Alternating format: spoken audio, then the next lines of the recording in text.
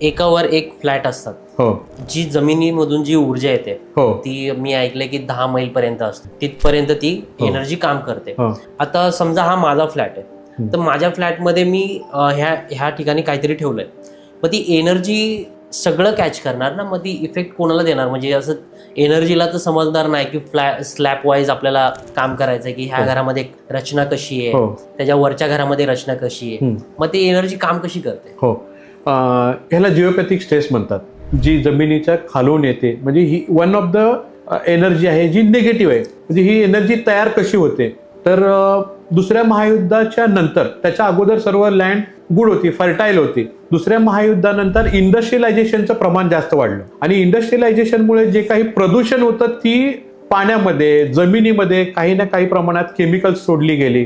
त्यानंतर जमिनीच्या आतमध्ये जी वेगवेगळी लेयर्स आहेत, लेयर्स म्हणजे काही खजिन आहेत, त्यानंतर सुप्त जमीन म्हणजे जमीन स्थिर आहे पण त्यातून वाहणारा जो पाण्याचा प्रवाह आहे, इलेक्ट्रिसिटीचा प्रवाह आहे, त्यानंतर टेलिफोन लाईन्स गेलेल्या आहेत, त्या लाईन्स कुठे ना कुठे जमिनीशी घर्षण करतात आणि ही एक दोन घर्षणातून निगेटिव्ह झालेली एनर्जी की जिथे पोकळपणा असते त्या पोकळपणामधून वर येते, त्याला जिओपॅथिक स्ट्रेस म्हणतात.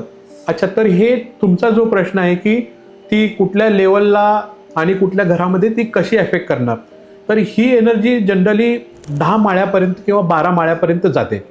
तर पहिल्या माळ्याला किंवा आपण जमीन लेवलला ती एनर्जी ब्लॉक केली तर त्या रेसिडेंट म्हणजे त्या प्रोजेक्टमध्ये जे काही रेसिडेंट आहेत, जेवढेही लोक राहतात तिथेपर्यंत ती एनर्जीचा आपण ब्लॉक केल्यामुळे त्यांना इफेक्ट होणार नाही.